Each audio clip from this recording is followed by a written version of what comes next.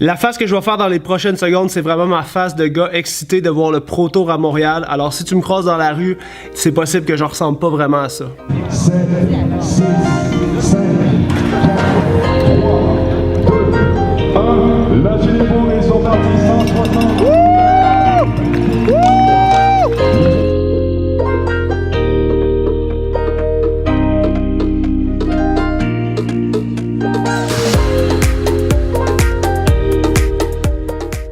Salut à toi, cher cycliste, vraiment content de te présenter cette vidéo. La fin de semaine dernière, c'était le Grand Prix cycliste de Montréal et j'ai eu la chance de rencontrer Peter Sagan, Denis Coderre, faire un tour de moto, faire un tour de voiture derrière le peloton. Donc, accroche-toi, on a un bon 10 minutes devant nous de moments incroyables sur le Grand Prix cycliste de Montréal.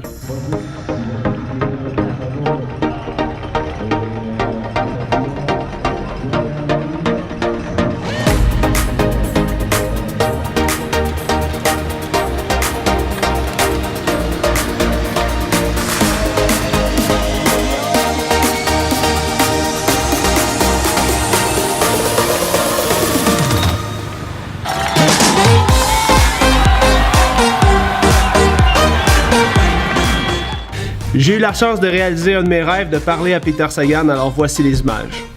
Hey, good morning, Peter! Good morning.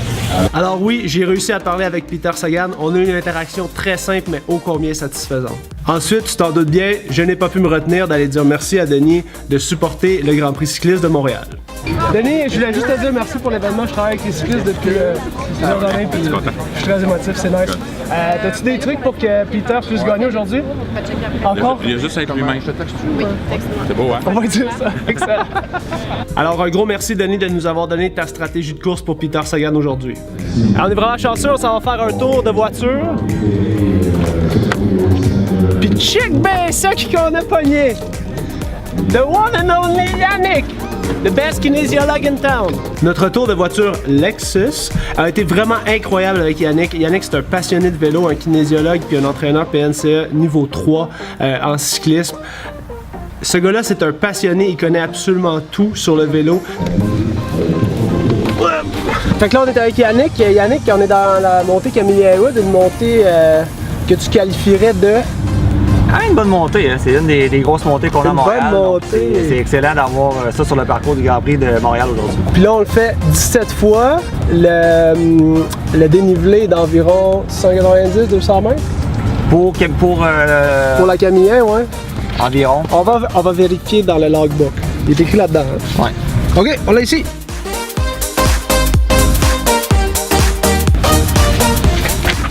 Si on regarde un peu la puissance dégagée par les coureurs là, dans une montée comme ça qui dure peut-être 2 km, 190 mètres de dénivelé, leur moyenne de puissance selon toi? On peut parler d'au-dessus de 400 watts facilement. Là.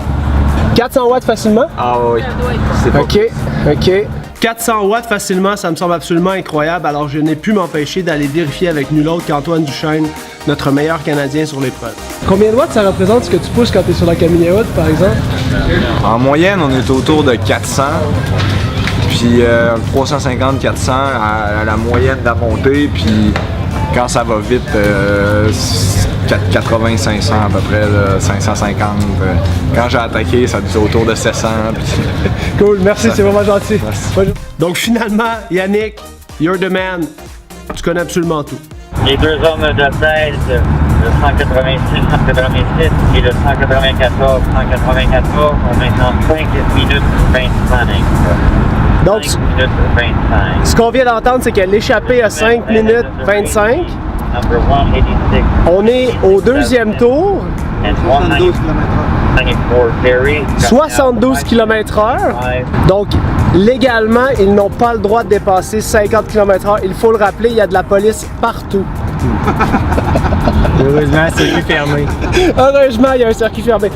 Afin de vous expliquer à quel point c'est intéressant une course cycliste, dans la prochaine minute, Yannick va nous expliquer les conséquences d'un échappé dans une course cycliste en début d'épreuve. Puis il va nous expliquer aussi le gap entre le peloton puis l'échappé. Qu'est-ce que ça donne sur l'échappé, puis qu'est-ce que ça donne sur le peloton. C'est quoi les conséquences d'une échappée à ce moment-ci, là, vraiment en tout début de course, sur une course qui va durer plus de 200 km? Qu'est-ce que ça implique dans le restant du peloton, Yannick? Présentement, 2 coureurs canadiens qui se sont échappés très tôt en début de course. Donc pour eux, c'est super bien parce que ça donne une bonne visibilité autant comme pour eux en tant que coureurs, puis autant pour leurs commanditaires, leur équipe respective. Ouais. On pris de l'avance quand même assez rapidement, ce qui est super pour eux. Le peloton derrière va commencer probablement à accélérer un peu juste pour essayer de au moins maintenir l'écart pour pas qu'ils prennent trop d'avance. Ouais. Puis eux. Parce que trop d'avance, ça représenterait quoi, mettons, en temps? Là? Sur un parcours avec autant de virages que le parcours de. 20 minutes. Ah, 20 minutes, c'est beaucoup. On parle plus de 10 minutes. À partir à Québec, vendredi, c'était ça. À 10 minutes, les coureurs derrière ont commencé à rouler juste pour maintenir un peu l'écart.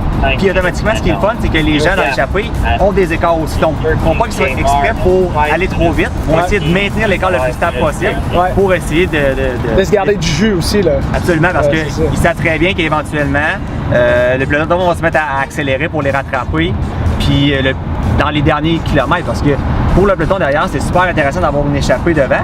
Parce que pendant ce temps-là, ben, les gens sont plus calmes, ils n'ont pas intérêt nécessairement à attaquer autant. Donc la vitesse est toujours rapide, mais plus stable, ce qui est bien pour le peloton. Donc là, Yannick, on a un échappé. Les 2 coureurs canadiens dans l'échappée, c'est qui? Ben Terry, puis on a Matteo Dalcin qui est champion canadien en titre. Cool.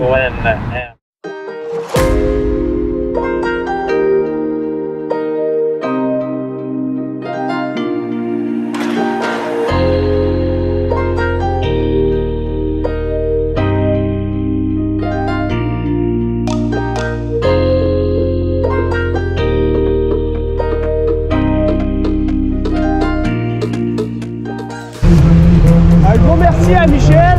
Un tour de moto incroyable, Michel. Merci beaucoup. On est rendu au 15e tour. Les gars commencent à être fatigués. Il nous reste 2 tours avant l'arrivée. On va aller se positionner tout de suite. Alors, je vous rappelle que les cyclistes sont dans leur dernier tour. Présentement, on est près de la pancarte du 100 mètres. Le but du dernier tour pour les équipes cyclistes, c'est de placer leurs coureurs pour pouvoir les aligner vers le sprint final, d'amener le train, donc d'avoir 4 à 5 coureurs qui vont amener le sprinter qui doit gagner l'épreuve en dernier pour le cacher du vent et sortir leur dernier coureur, leur coureur le plus puissant, par exemple Peter Sagan, à peu près à 300-200 mètres de l'arrivée pour passer le fil d'arrivée en premier et gagner le Grand Prix cycliste de Montréal. Finalement, ça s'est pas vraiment passé comme ça. Il y a les gars qui sont partis en échappée dans le dernier tour, un groupe de 4 à 5 coureurs qui sont partis en échappée. Le gagnant se trouvait dans cette échappée qui a pris quelques secondes d'avance sur le peloton principal. Donc les prochaines images, c'est vraiment à la flamme rouge quand les gars vont descendre avenue du Parc, vont aller faire le turnaround et vont revenir dans le faux plat montant pour faire le sprint final. Et finalement, vous allez voir le gagnant.